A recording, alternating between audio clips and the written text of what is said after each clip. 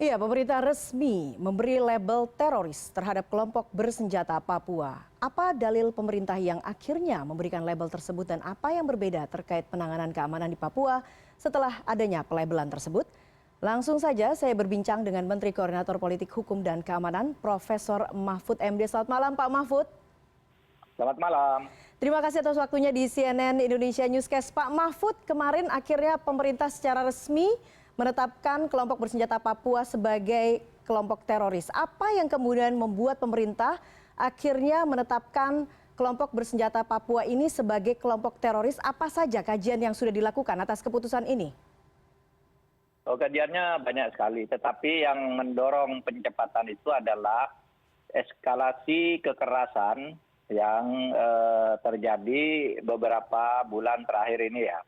Terutama akhir-akhir ini kan banyak pembunuhan terhadap warga sipil secara kejam, terhadap guru, terhadap tukang ojek, terhadap pegawai KPU, kemudian pembakaran rumah, pembunuhan, macam-macam banyak sekali, sehingga kita menganggap ini sudah memenuhi unsur terorisme, yaitu melakukan tindakan kekerasan dan ancaman kekerasan yang mengorbankan orang non-kombatan, kemudian merusak fasilitas umum, dengan cara brutal. Nah itu sudah teror kan. Betul. Lalu ya kita tetapkan aja sebagai kelompok teroris. Apakah itu organisasinya atau orang-orang yang berafiliasi dengan tindak kekerasan itu. Apalagi jelas gerakan itu bermotif memenuhi syarat, motifnya ideologi politik dan keamanan. Itu kan itu syarat undang-undang. Mereka sudah menyatakan akan merdeka, bahwa mereka adalah kelompok Papua mereka yang tidak mengakui republik dan terang-terangan menantang perang. Menantang perang kepada TNI, Polri, dan itu diviralkan. Silakan Polri, TNI datang ke sini, akan saya potong lehernya, kita akan bunuh semua, kan gitu. Nah itu sudah teror. Kalau sudah aparat keamanan dan pertahanan ditakut-takuti begini, apalagi warga sipilnya kan. Maka sesuai dengan suara-suara dari masyarakat yang memang meminta agar pemerintah bersikap tegas terhadap ini, bahkan seruan agar pemerintah mengkategorikan KKB di Papua itu sebagai kelompok teroris, diserukan dengan nyata oleh Ketua Umum PBNU, Kiai Haji Akil Siraj, dan kemarin juga begitu kita mengumumkan kelompok itu, PP Muhammadiyah, Pak Abdul Mukti mengatakan sudah sangat tepat itu pelabelan teroris, asal terukur. Nah, itu semua yang melatar belakangi kami nyatakan bahwa itu adalah kelompok teroris. Termasuk... Ya akan kita buru, tetapi yang kita buru adalah teroris itu untuk melindungi rakyat Papua. Jadi untuk pembangunan Papua tetap berlandasan pada perintah Presiden yang dituangkan dalam Impres 9 tahun 2020, yaitu pendekatan kesejahteraan. Jadi dana dikucurkan ke sana, teknologi ke sana, infrastruktur ke sana, itu sudah disiapkan dengan sebuah impres khusus untuk kesejahteraan rakyat Papua.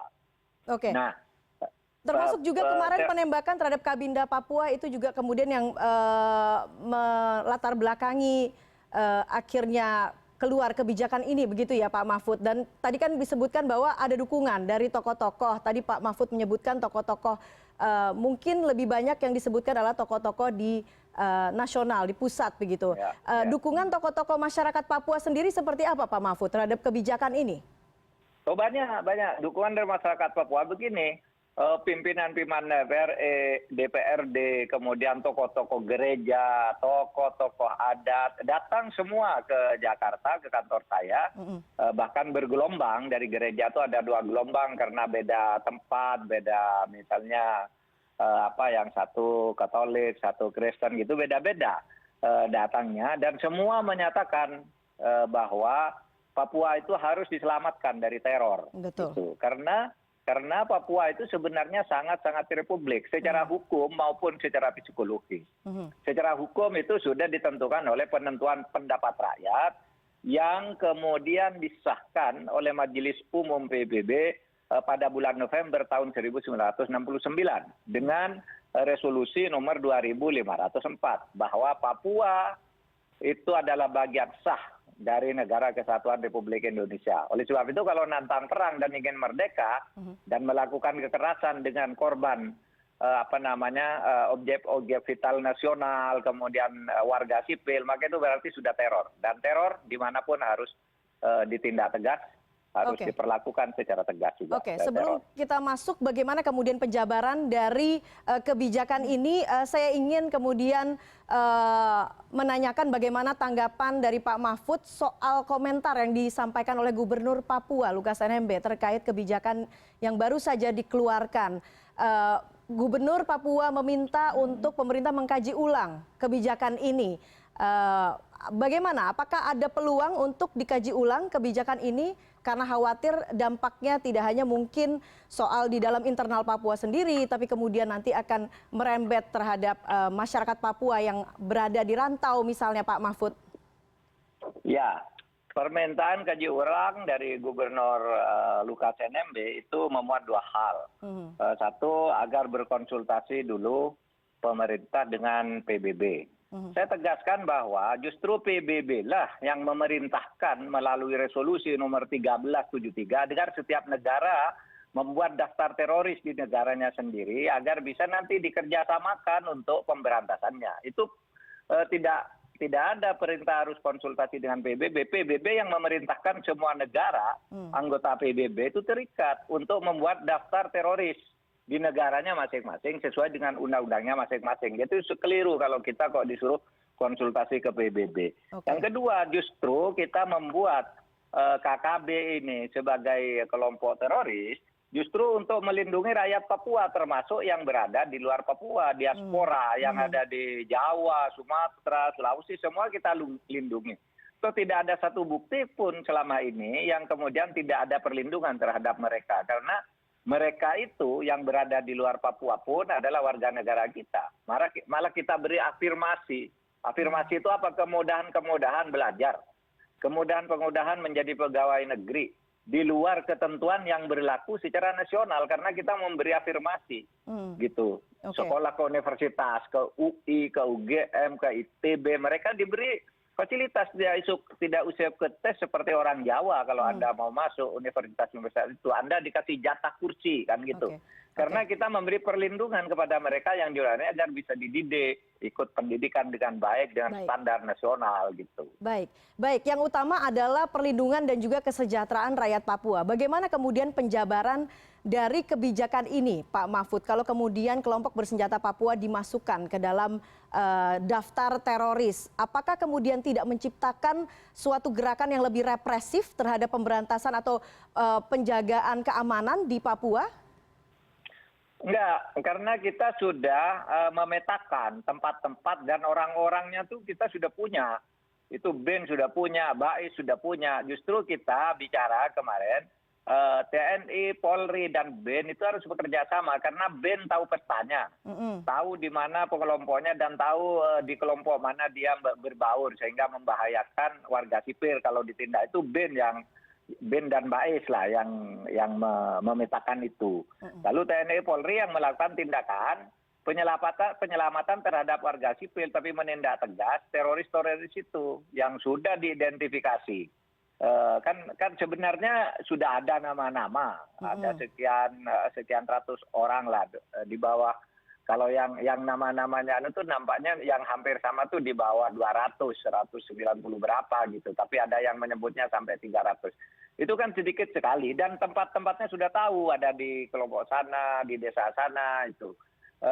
Itu sudah mulai diidentifikasi. Nah, oleh sebab itu kita tetap melindungi seluruh rakyat. Itu untuk keselamatan rakyat di luar kelompok separatis. Adapun program kesejahteraan yang ditekankan oleh Presiden bahwa di Papua itu pendekatannya kesejahteraan, bukan senjata. Betul. Oleh sebab itu Presiden sudah mengeluarkan Inpres 920. Itu di situ semua kementerian, lembaga sudah diberi tugas masing-masing. Kamu harus berbuat ini di Papua, departemen ini berbuat ini, menteri ini berbuat ini, dan sebagainya.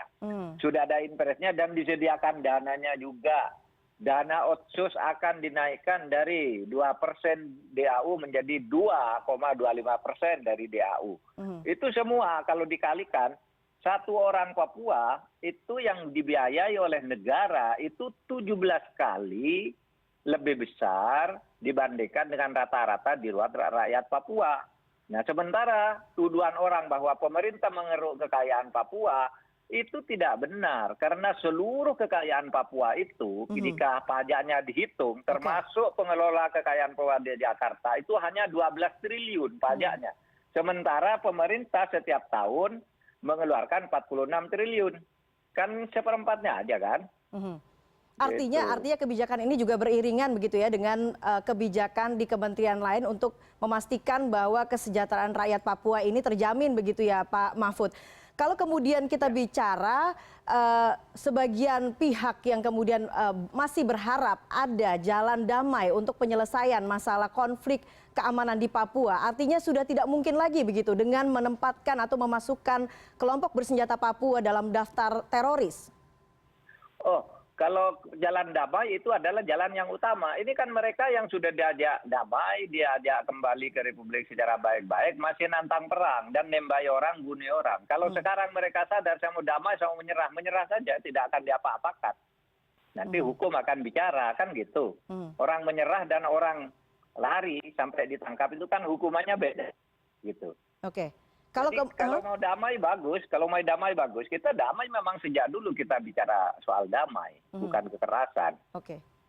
Yang lebih humanis misalnya yang dengan pendekatan yang kemudian ada yang mengatakan misalnya dilakukan dialog misalnya seperti cara penyelesaian konflik di Aceh misalnya Pak Mahfud, apakah itu mungkin dilakukan? Bukan tidak mungkin, sejak dulu kita sudah dialog, belasan tahun ini dialog, tokoh-tokohnya datang ngajak dialog. Tapi yang mereka, yang keras kepala ini, yang tetap ingin memberontak ini, tidak pernah datang dialog, minta dialog apa, langsung membunuh, langsung apa. Kalau kita kan selalu tanya, Anda minta apa? Kan gitu. Mari membangun bersama apa. Tapi mereka tidak datang, yang datang ya orang baik-baik yang lebih banyak itu, yang kalau dilihat dari survei 92% kan, mereka semua minta Republik membangun di sana, gitu. Tapi yang bisa 8% itu ada yang tidak mau tahu, terserah saja. Tapi ada lebih kecil lagi dari 80% itu mungkin 1% aja atau 2% gitu. Yang itu yang memberontak-berontak. Yang kita anggap melakukan gerakan teror itu yang kita buru. Itu yang diburu begitu ya Pak Mahfud. Kalau kemudian terakhir Pak Mahfud, saat ini ada upaya untuk membawa dengan keluarnya kebijakan pemerintah ini untuk membawa masalah ini ke pengadilan internasional. Bagaimana tanggapan dari pemerintah? Itu bodoh. Pengadilan internasional kan tidak punya wewenang untuk pengadilan internasional itu. Kompetensinya bukan itu. Sama juga orang dulu berteriak-teriak, pemilu mau dibawa ke internasional. Ya diketawai kalau orang hukum. Setiap pengadilan itu kan punya kompetensi. Seperti hutang piutang misalnya, Anda mau berperkara ke pengadilan agama, Anda bisa hutang-hutang itu ke peradilan umum. Sama kalau urusan kayak gini, kalau mau dibawa ke internasional ditertawai. Itu di pengadilan dalam negerimu, kata pengadilan internasional. Kecuali nanti di dalam proses penentuan teror itu terjadi apa yang disebut genosida. Kejahatan kemanusiaan itu kan enggak, karena ada ukuran-ukuran tertentu. Kalau seorang teroris ditindak itu bukan kejahatan kemanusiaan, ada undang-undangnya, ada resolusi PBB-nya gitu. Nggak apa-apa, itu orang bodoh aja kok kayak gini mau dibawa ke pengadilan internasional. Hukum apa yang mau dipakai di pengadilan internasional? Baik. Ini perintah PBB loh Mbak, ini perintah PBB. Resolusi Dewan Keamanan nomor 1373 menyatakan setiap negara supaya membuat daftar organisasi teroris dan terduga teroris. Nah, itu perintah PBB, ada resolusi dan Indonesia ikut tanda tangan di situ ketika resolusi itu dikeluarkan. Artinya seluruh kebijakan yang dikeluarkan oleh pemerintah, yang kemarin dikeluarkan oleh pemerintah, tujuannya hanya semata-mata untuk memberikan perlindungan dan keamanan bagi warga Papua, bagi rakyat Papua. Baik, Pak Mahfud MD.